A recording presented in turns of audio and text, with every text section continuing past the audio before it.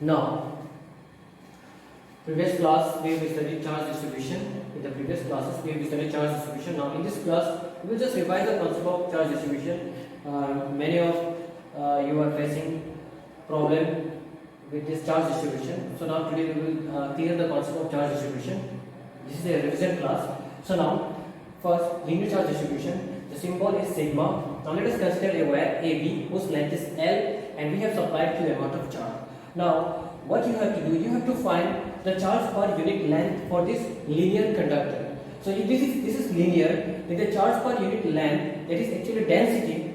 So this density is called as linear charge density because we have supplied charge on a linear object. Okay. Now as per now we have considered AB a linear wire having Q amount of charge distributed over the whole length equally.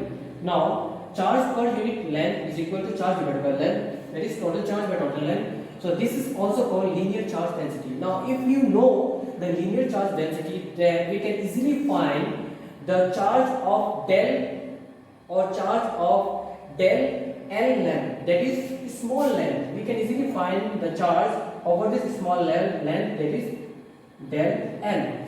So say for example we have considered a small element on this wire, that is del L. So the charge on del L element will be equal to, you have to multiply the density with this value. Okay, because charge per unit length is given, then the length del L means it is also length. Then you multiply the charge density with this del L, you will get the charge on this del L. Okay, so del L into charge density, that is sigma, or we can write del L into Q by L. This is the linear charge, or that is the charge on del L element, or this is the small element. And if you see this wire, then this wire is made up of many small elements, that is del L, del L, del L, del L. Okay, so if you know the charge of del L, then you sum up the charge, all the charges of all the del L element, then you will get the total charge. Okay, now taking this total charge, we have to calculate the force on a test charge which is near to this linear charge distribution. So we can write F is equal to 1 by 4 pi epsilon naught Q1 Q2 by R square. Now we know that this Q1 Q2 is the charge which are separated by distance R. So we are writing this formula, that is the Coulomb's law of force.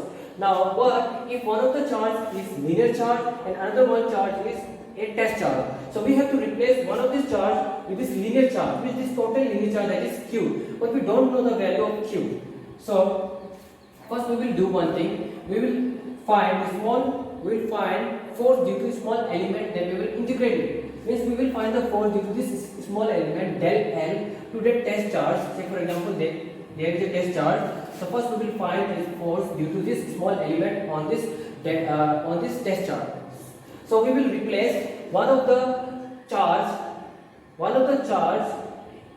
by the charge on del L. So we will write F due to del L is equal to 1 by 4 pi epsilon naught Q1, means let us consider this as test charge. The next one will be charge on del L, and then what is the charge? That is, this can be written as del Q. So we can write it as del Q. So del Q is the amount of charge on the small element, and we are calculating the force due to small element. So this is R square. So now next, this is the force due to small element. Then what is the force due to whole length? Then we will have to integrate this small force. So we will write total force, that is net force, is equal to integration, that is line integral. Why line integral? Because this is a linear object or wire. So line integral of 1 by, or we can say line integral of F del. This is the line integral, means this is the total force. So we can write F net is equal to, write this formula on integration. So let us take out the constant terms. So Q naught is constant. Next 4 pi epsilon naught is also constant. R square is also constant. So write down R square. Now we can write del q, and we will integrate del q over the whole line. That is the line integral of del q. So now del q and line integral, they are not resemble because this is charge, this is length. Now we will replace this del q with this value. So we will write q naught by 4 pi epsilon naught 1 by r square integration L, and this can be written as del L into q by. So this is the formula of net force by using charge distribution, and this is for linear charge distribution. So this is the final formula. Okay, don't worry, later on this will be clear. Okay, when we will use this in solving the problems, then it will be clear to you. So next we will study surface charge. Similarly, we will study the surface charge density. Okay, let's see surface charge density.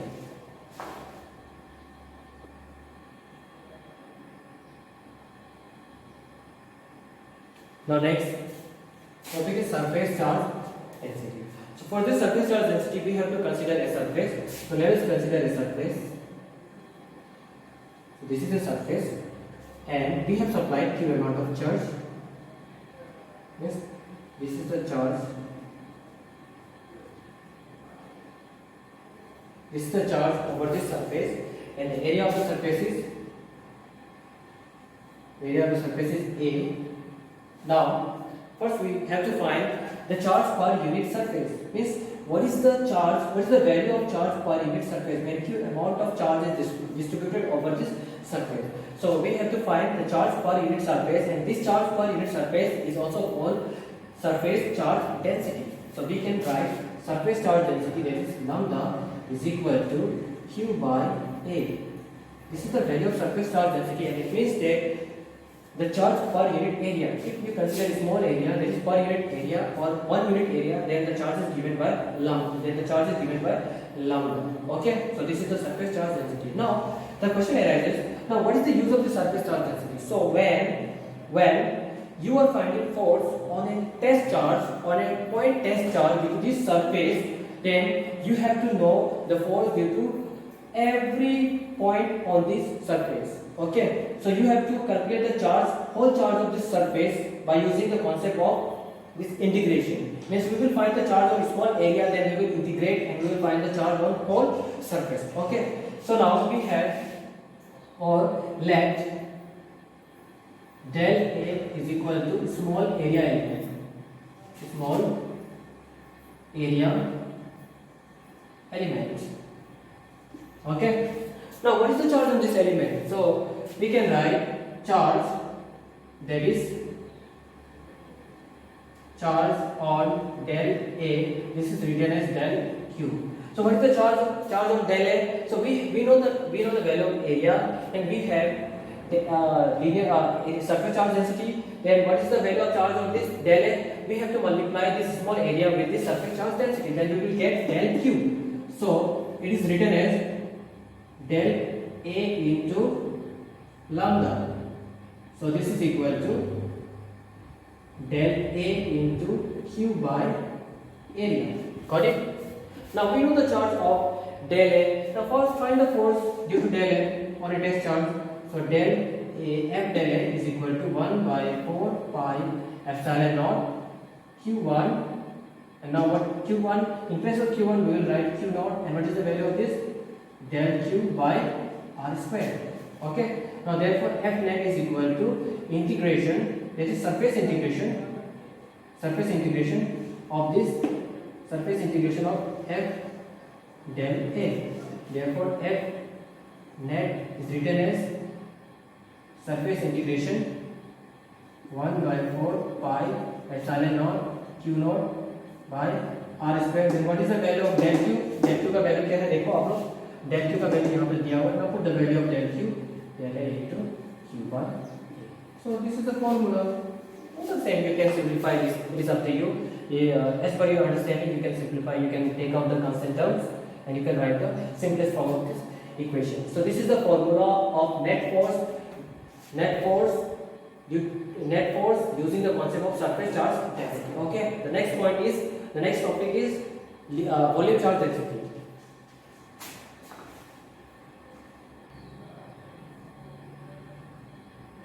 Now Now next is volume charge density rho. Let us consider q amount of charge is distributed over a volume over a whole volume V. Okay, this is the figure. This is the whole volume V, and q amount of charge is distributed, and we have considered a small element del V. Okay.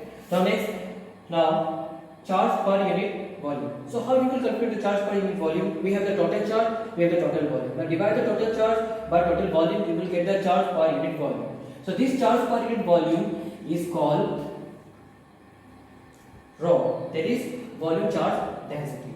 So this volume charge density is the charge per unit volume. Now let us consider del V as a small volume element of this figure, okay, in this volume, and we will find the charge over this del V volume element. Okay, now del V is a small volume element. Now charge of del V is equal to del Q. We can write del Q as the charge of del V. So del V into rho, that is rho is the volume charge density. We will multiply this volume charge density with the small volume, then we will get the charge on this charge of this small volume, that is del Q. Okay, now we will find the force due to this small volume. This is charge of this small volume, that is F del V is equal to 1 by 4 pi epsilon naught Q naught del Q by R square. Del Q is the charge of this small value, and this force is due to this small volume. Okay.